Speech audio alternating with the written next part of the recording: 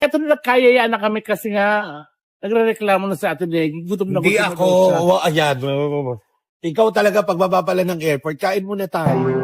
Eto Binabaliktad pala, mo na Eto naman. yung parang Chinatown nila. Oo. So, ito guys, talagang totoo, mga kalababab. Talagang pagbaba pa lang namin ng airport, naghahanap na siya ng kainan. Doon na kumain naman kami sa aeroplano. Hindi ako kumain, ikaw lang. So, tulog siya, pero sa panaginip, kumakain pa rin siya. Kasi kamay ko lang yung pagkain. Oo. Ang ganda. So, parang Chinese restaurant ang gusto namin. So, ito pala ba? Ang daming pagkain, authentic Chinese food. Oo. Diba? Raven. Oh. Ganda. Wow.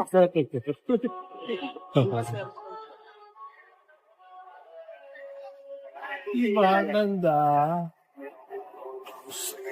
Gutom na akong mga lapapabs.